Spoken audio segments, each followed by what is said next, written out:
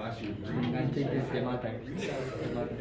Eso puede ser una guerra. El negro contra ella puede ser una guerra. Good morning, everyone. How y'all doing today?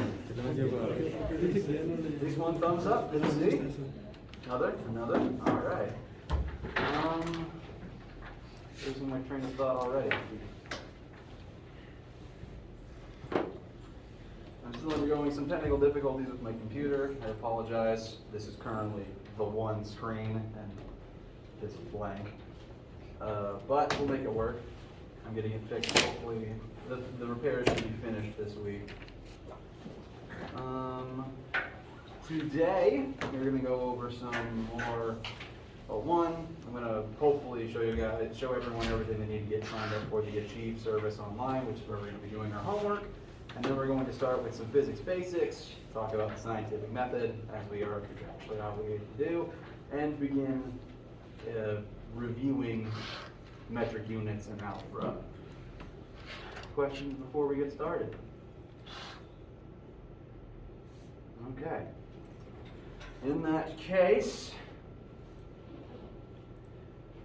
let me back up a page or two.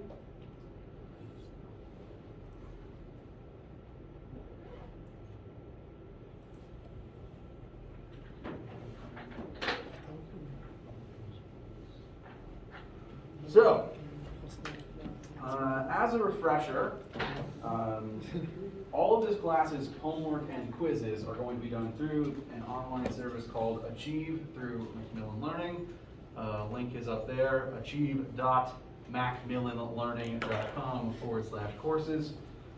Actually, /courses comes later. There is no homework right now. Your main assignment for the time being is making sure you can access this for once homework starts rolling out, probably around next Monday. I might post the first homework sooner, but it won't be due for at least another 2 weeks. Now, as for how to access it, once you've made your account and verified your account and sign in to your account, this is the screen you should see. You've made your account, you've registered it with Presbyterian College, but you aren't enrolled in anything yet. You then enroll in a course, and then you're going to type in the course ID. That course ID is now on our Brightspace page, excuse me. If anyone still can't see or access the class Brightspace page, I want you to email me, because then I have a full paper trail of everyone's names and email addresses that I can give to the school's Brightspace manager. Can anyone, just a show of hands right now, who still can't see the class on Brightspace? Okay, good. If you can't still, just let me know, or if you have any issues with it, let me know. My email address is jahoffbau@presby.edu. And the course code, if you just want to copy it from that page itself, if you click on Introductions and Resources, it is the first line there. That code is ZDVMZ3. I've also written it here, and it will remain here until such time comes it doesn't need to be here anymore. Fun fact, I do write a little dash through my Z's. I picked it up from Dr. Wanless, one of the professors here who I learned from, because he is a native South African and they call them Zs. So, course ID, copy it from there, or copy it from there. Just take that, paste it in there, enter, and welcome to Physics of How Things Work. Course name is also down here along with my name. That tells you that you're in the right place, and you hit Purchase Achieve Access. As a reminder, purchasing access to this is what we're doing instead of a textbook. So you didn't have to buy a textbook, instead we're doing this. And in addition to letting us do our homework and quizzes through this website, there is also reference materials from the book that it is associated with. So you are gaining some textbook benefits from this. It's not just the access. So again, I've probably said this a few times, but as a reminder, no textbook is physically required. We're doing this instead. It is 42 for a semester, and since this is basically our textbook, you should be able to use your textbook allowances for it. If not, if you're having trouble with that, please let me know, and I'll see what we can do by emailing admin. I think this is the only course at the school that uses Achieve, and so you should only need one semester. I don't see any reason anyone would actually need to get a second one, so just the one semester's access for right now. Once you finish finalizing this, then you'll be able to access the class. Yes? Oh, like my other class, like I use the same thing. Like, how do I add this book to, like, you know what I'm saying? Well, ideally, you'll already have access to the website, so you should, hopefully, just need to add it as a second course.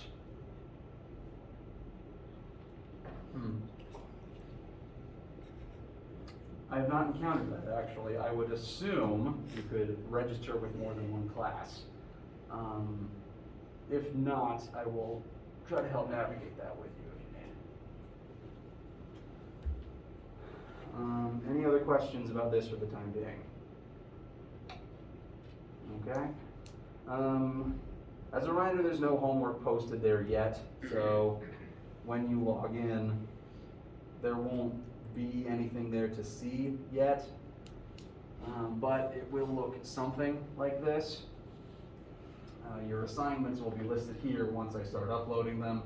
I have things that I can see because I'm rearranging and editing what's visible to the students, so yours will probably be blank, but your only assignment for right now is just getting into the course and getting to this page. Cool? So it's like Brightspace? It is like Brightspace, yes, but it's specifically built as here is a question and you can submit your answer framework. I don't think Brightspace does that. At the very least, Brightspace doesn't have the database of questions from the textbook.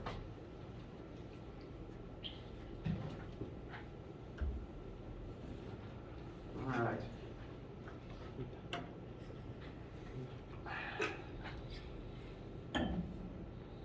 Great. Okay, so I'm a little scatterbrained this morning, I apologize. Okay, no, I'm scatterbrained all the time, so I'll just keep apologizing for that. Let us now begin examining physics. Excuse me. So, as I've briefly discussed already, and I'm going to be jumping around slides because some of these are repeats from things I've already mentioned. Physics is the study of the universe. Now, we call this class Physics of How Things Work because our goal is to look at the world around you that you'll be interacting with for the rest of your lives and talk about why the things around you happen. Now,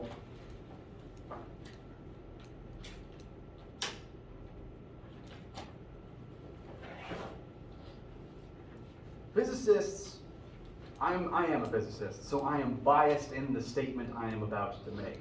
Physicists like to say that physics is the science, at least the first science, because we study the universe as a whole, and then other sciences use individual pieces of those findings to examine specific parts of the universe. Like, a physicist would say that chemists utilize specific physics principles to examine chemical reactions and things to that effect. As for what each discipline says about each other, that is all up to everyone's opinions, and those opinions are fine, but a physicist would probably have the perspective that physics is the broadest science. You're going to study the universe here together, and we specifically do that through the language of math. I think I mentioned this already.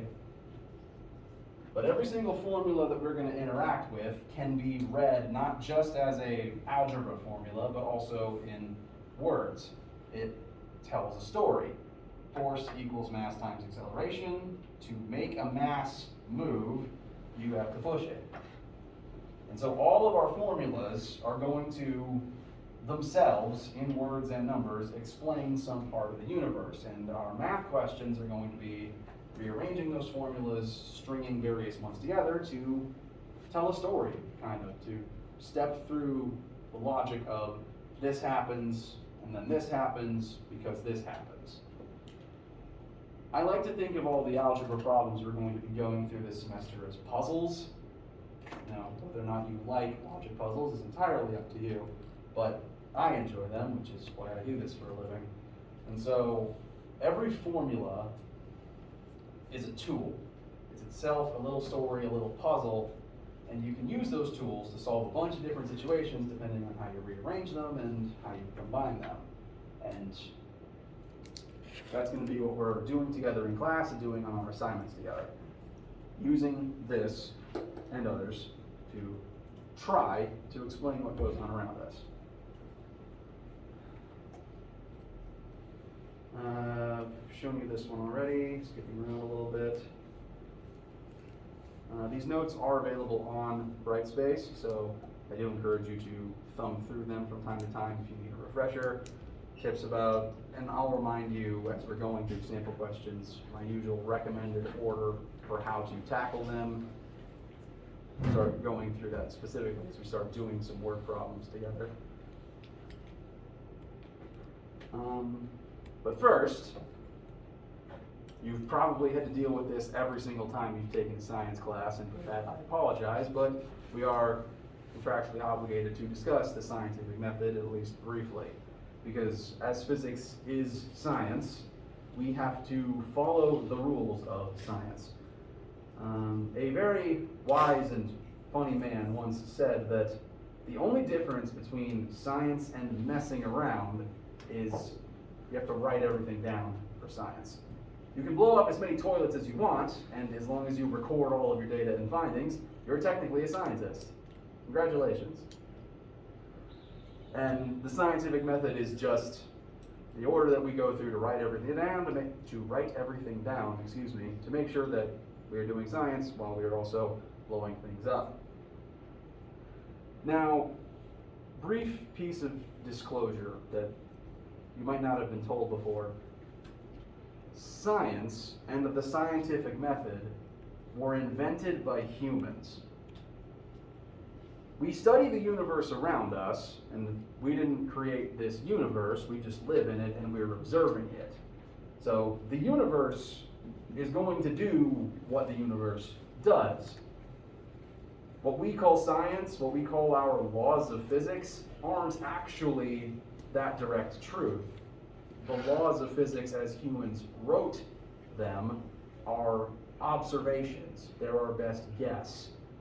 The act of science was invented by humans to try to describe what we see around us.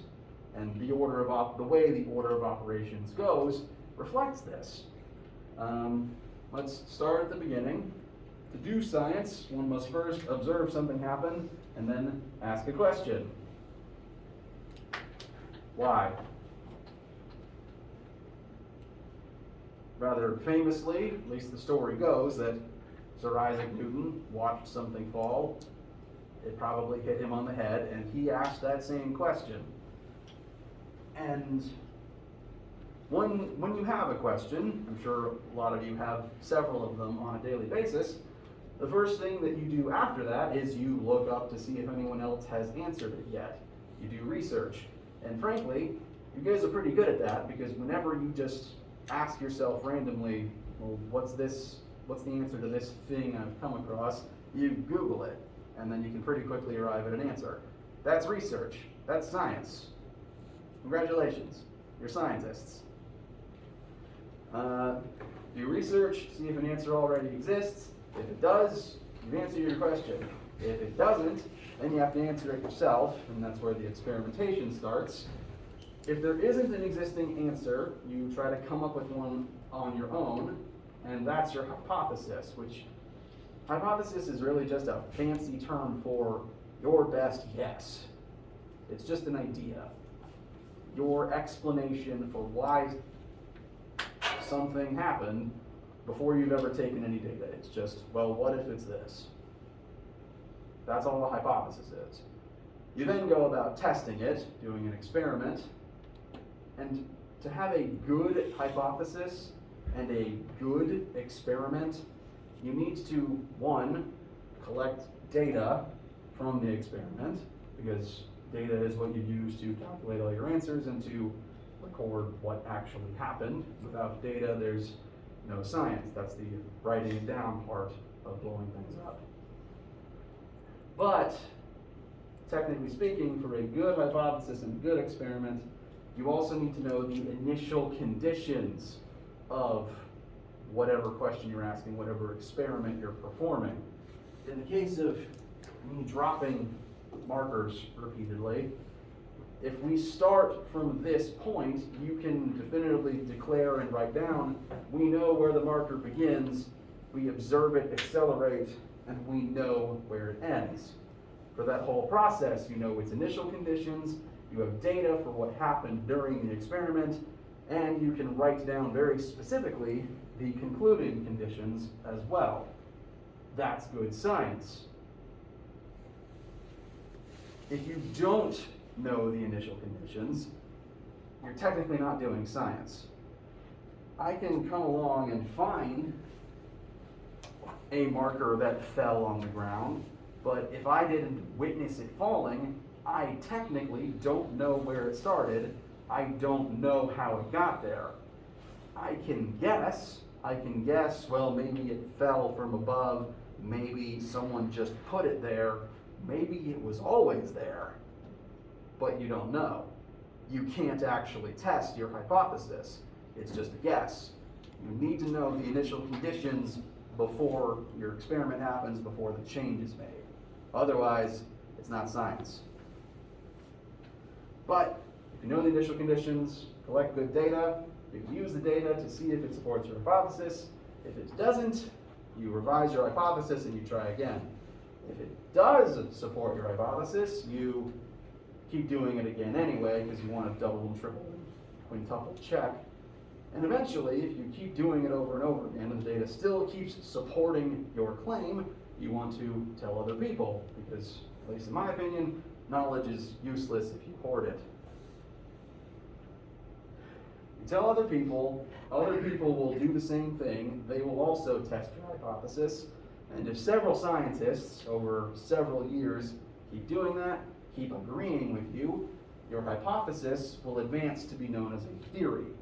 And if after a century or so, people still think that it's correct and we haven't found any issues with it, theory can advance to become a law. This means that every law of physics began life as a hypothesis of physics, which means that every law of physics was conceived by a human. When we say laws of physics, that statement does not refer to the immutable truth of the actual universe we live in. Like I said, the universe is going to do what it does, we're just observing it. The laws of physics are humanity's best guess as to why everything happens, after centuries of trial and error and slowly refining those guesses.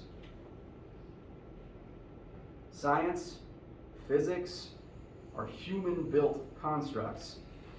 And since humans are flawed, that means science is inherently flawed, and physics is inherently flawed.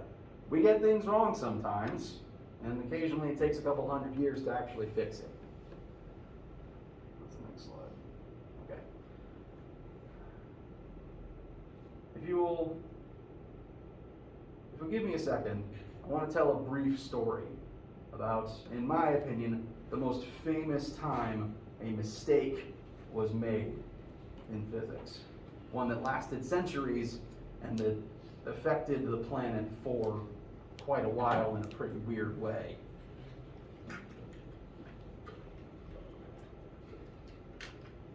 And it's a story in the importance of being willing to admit that you're wrong. My voice is getting a little hoarse from talking so much. The downfalls of the teacher. I apologize. Happens every so often.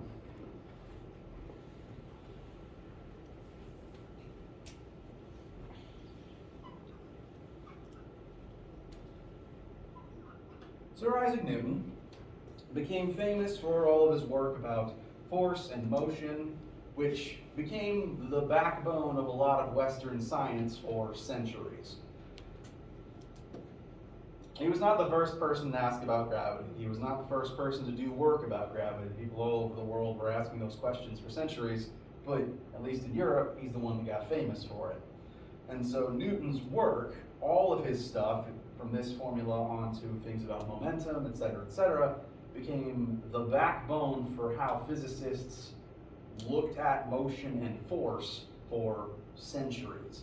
And his work is good. All of the formulas, all of the constants, all of the math accurately let us predict how things would move on Earth, how forces would affect things on Earth, and it even let us track planets in the sky. Astronomers were able to use Newton's formulas to say, okay, based on where Jupiter is right now, based on what we know, what we can guess about his mass and its position from the sun, it should be there tomorrow night, and it is. So we were able to track most objects within our solar system using those formulas. It was great, it was cool, we used it to discover Pluto, but there was a problem. Of the officially 8 planets in our solar system plus Pluto, one of them didn't want to play ball. Can you guess which? The mass. Sorry? The mass. We're talking about the formulas, right? Oh, sorry, I mean, which planet in our solar system, which planet's movement could we not predict? From Mercury through Pluto, which of those planets was just not behaving? Jupiter? Jupiter's a good guess, because it is the biggest one, but Jupiter actually followed the rules. Mercury was the problem child.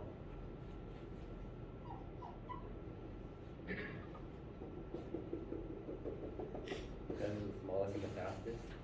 It is the smallest, it is the fastest, and for centuries, at least a century, it just would never be where we wanted it to be. Using these formulas, everything Newton did, we could not accurately predict where it was going to end up in its orbit. It's almost like it was getting slower, like literally slowing down, and scientists just weren't happy about it because, I mean, Newton's laws, they were big, they were important. This is the backbone of how we understand the universe, and we don't want that to be wrong.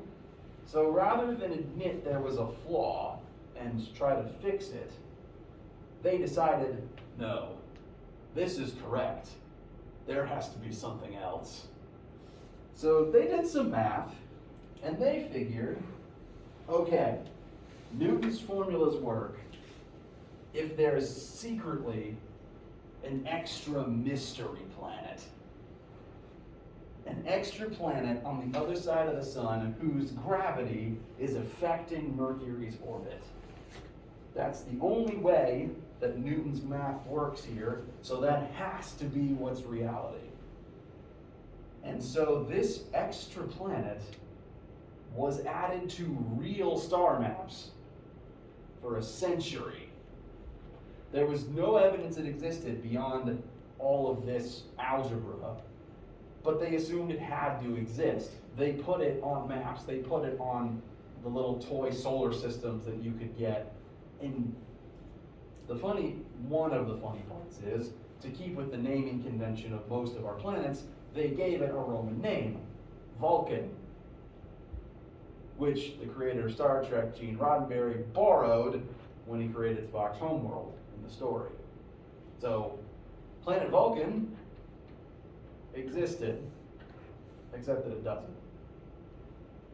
Those same scientists who said it must exist said it's just always conveniently on the other side of the sun from us, which is why we've never seen it.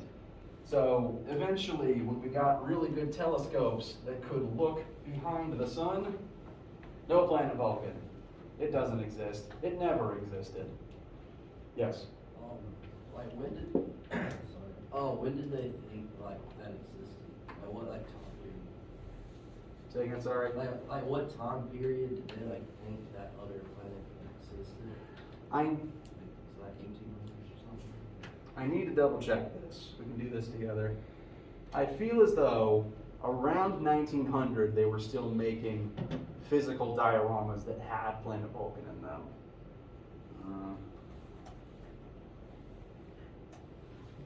Of course, when you Google planet Vulcan, oh no, the first Wikipedia article is actually the one I'm looking for and not a Star Trek post.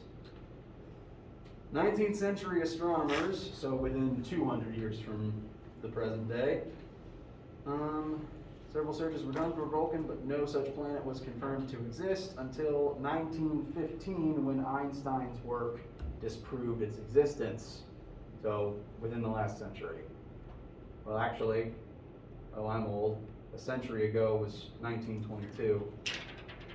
Within the last century and some change. And I know I have seen a picture of a diorama that had it. Like a physical toy that you could have bought for a kid. There we go.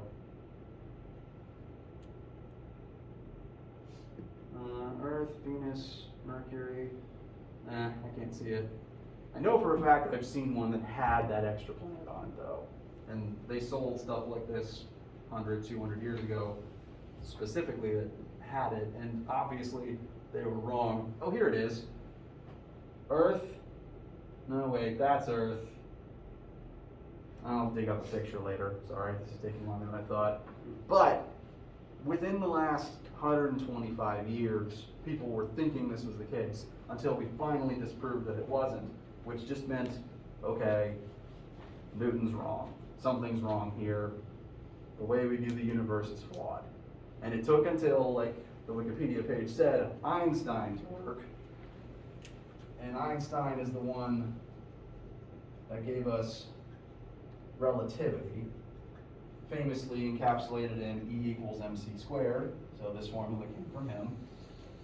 His work finally managed to explain the gap here, and to make a very complicated story short, there is obviously no planet throwing off Mercury's orbit. The problem is that the sun is creating a time well that is slowing down time where Mercury exists. Spatial relativity has to do with the flow of space-time around objects with mass. It's its own dedicated branch of physics, and it's not a part of this class, so I don't want to bog you down with it. I'm happy to talk about it if you have questions, though. This principle comes up in the movie Interstellar, if you've ever seen that. The other time passes differently on those other planets. And Einstein's work fixed the flaw with Newton's work. And even today, Einstein's work is being improved upon by a bunch of people doing research into quantum mechanics. We literally build upon and improve what came before us. That whole quote about standing on the shoulders of giants. We wouldn't be where we are today without the previous people making their mistakes and thus learning from them. Physics is constantly changing and constantly improving, and that is okay, because humans are kind of the same way. So anyway, I'm going to do my best to help you understand the best ways we understand the universe around us to work. But it is flawed, and that's why every time you take a new science class, your teacher tells you, everything you thought you knew is wrong, here's the real way it works. So that's where that comes from. Questions so far?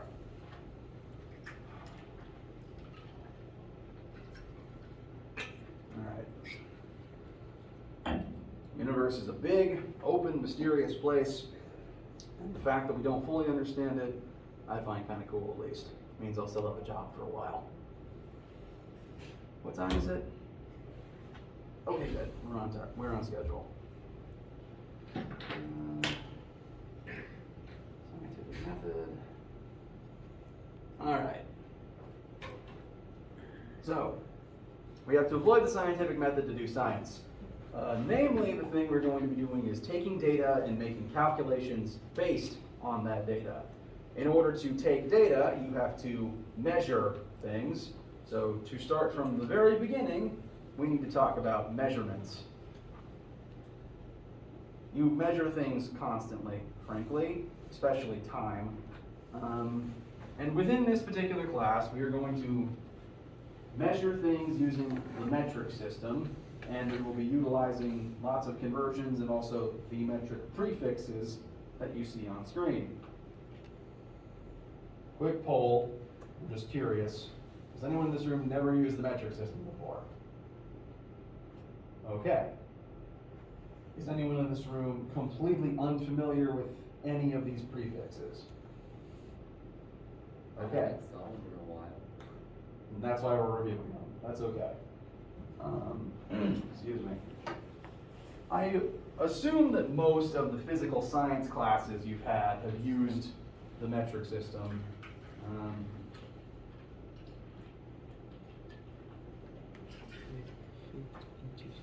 For reasons that I still don't understand, America uses mainly the imperial system in our day-to-day life, and that encompasses units like feet and gallons and miles and pounds, actually.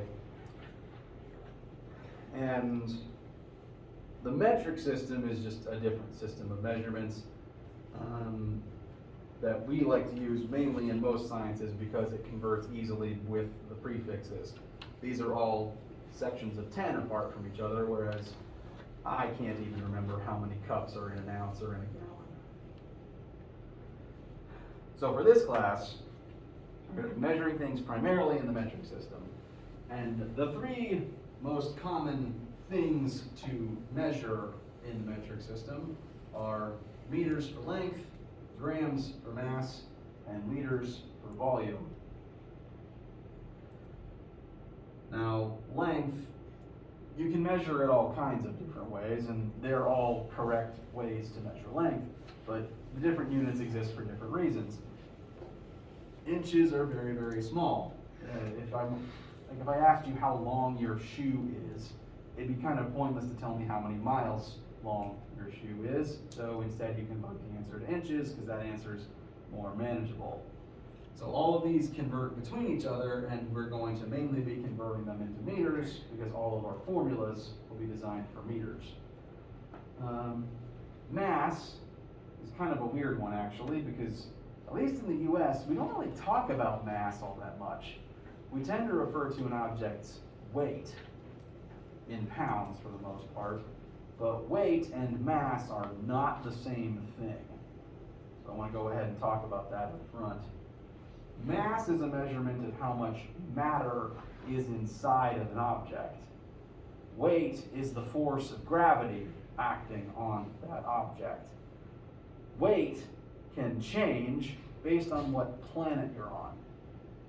So if I took this marker to the moon, it would weigh less, but it would still have the same number of atoms inside of it. The matter contained within this object would remain unchanged. That amount of matter is measured by its mass. Granted, on Earth, we tend to find mass by measuring weight and working backwards, but they are technically different things, and I'm going to be constantly reminding you of that fact. So, mass is measured in grams. That is not the same thing as weight, so technically, I did not list pounds here because they measure different things. Cool? Okay. Volume. Length is one-dimensional space. Volume is three-dimensional space. Volume is the amount of space that something takes up, three-dimensionally speaking. So it would tell you, well, if I asked you to calculate the volume of this, we'll just assume it's a cube. You'd want to know its length in all three axes, which you'd use to find its volume. And these are common imperial units of volume. When we need to talk about volume, though, we will mostly use liters. Depending on where you were raised on this planet, you might have also seen it spelled L-I-T-R-E, which is fine. I don't bother differentiating, but this is how I tend to write it. And while not a dedicated metric unit, we're going to talk about time pretty frequently. We're mostly going to be operating in seconds, but it will be pretty important to be able to convert between seconds and hours pretty regularly. We'll practice those conversions as we continue Every time we talk about a new thing we can measure, like when we eventually start talking about force or energy, I will tell you what unit we're going to measure it in and how it compares to other units that you could convert it to. For example, 1 meter is typically considered to be about 3.3 feet, which you can use as a conversion factor.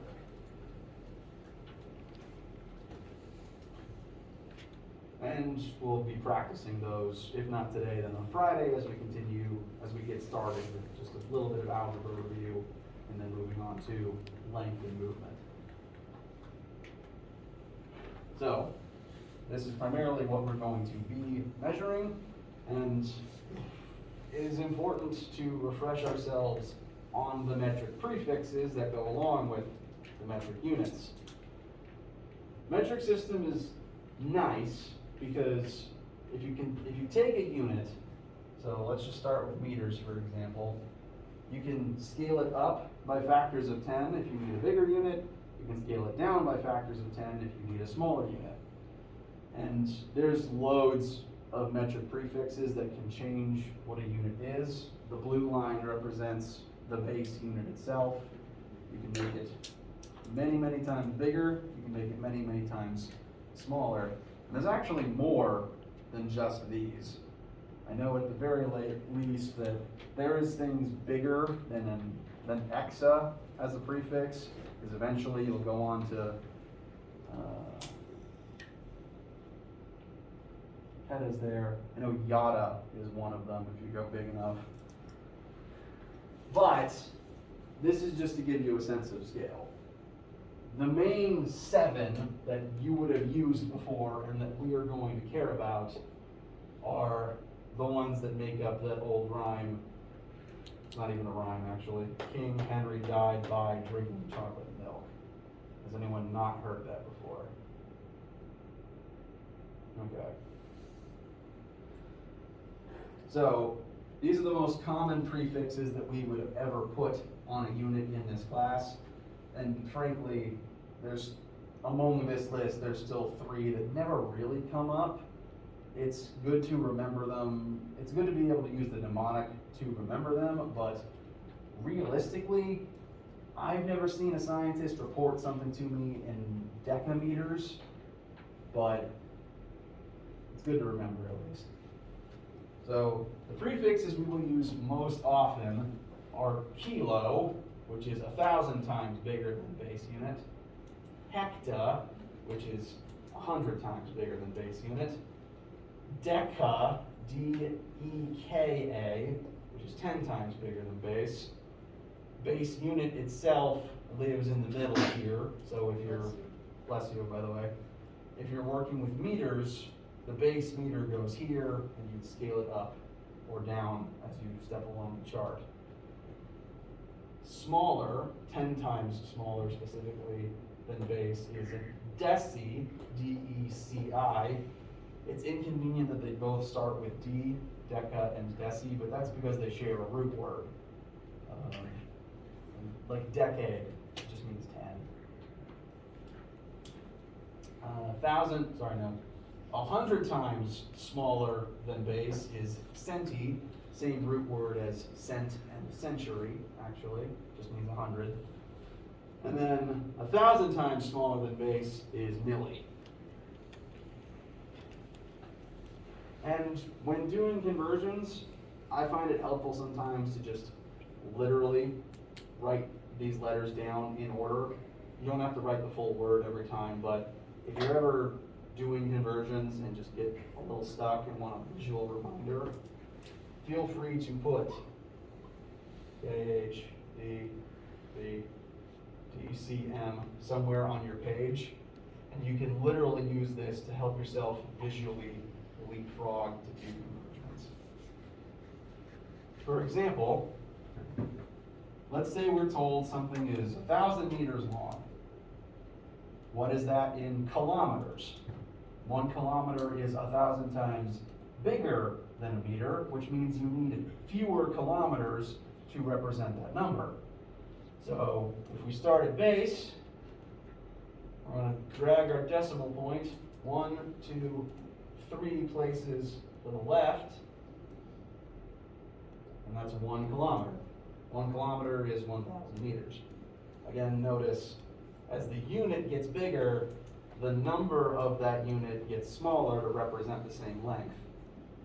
I just bring that up because sometimes I've told people to convert a meter in like 1 meter into kilometers, and they accidentally multiply by 1,000, and they tell me that 1 meter is 1,000 kilometers.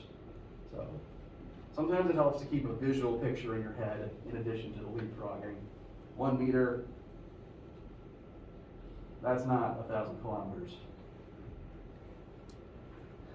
You can also use this to go in the opposite direction. You've got, if say we start at 1,000 meters and want to convert that to millimeters, take your decimal point, leapfrog 3 places to the right, and that's 1,000,000 meters. As the unit gets smaller, the numbers get bigger. And we have so many of these because depending on what type of science you're doing, you're going to be dealing with things of varying different sizes. For example, scientists that are specifically talking about atoms, like literally some people have to physically measure the length of atoms to figure out exactly what element it is sometimes. If they tried to measure that in base meters, the number would be like there'd be 20 zeros between the decimal point and the first digit. It'd be absurd to have to write out every time. So they invented really, really small prefixes so they wouldn't have to do that. Same thing when you're talking about things like storage space on the Pentagon's computers, or the distance between the sun and galactic center. So they all have their use. We're mainly only going to work between kilo and milli though. How do you feel so far? I am hoping this is review. It's allowed to be boring, but if I don't discuss it, I always find someone needs to hear the review at least. What time is it? 12:14. Okay.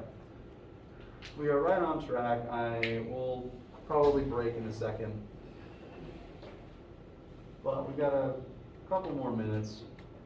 So very quickly, let's just do these 3 sample questions so you have them in your notes to start thinking about. How many kilometers is 10 meters?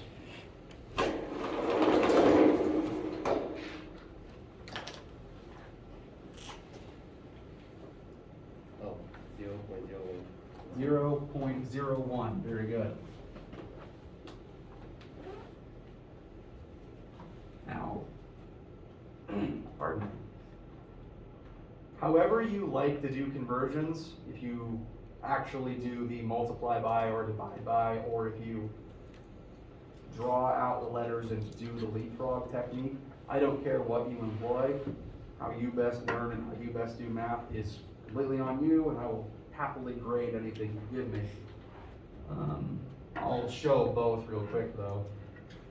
But quick thing to know about me, if I'm writing a number smaller than 0, I will always do 0 point and then the rest of the number, because I've had some of my science teachers tell me stories about times where someone would write this, but the decimal point was so faint you couldn't tell it was there.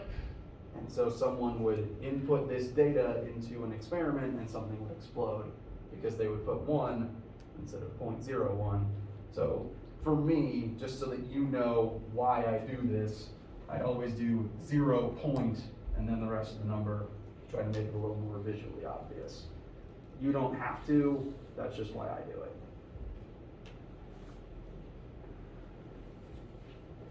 So, 10 meters into kilometers. If you want to do the leapfrog method, there's 3 spaces from base to kilo, 1, 2, 3, got your decimal point. 1, 2, 3 places over, and the number gets smaller. So, yikes, time for water, excuse me.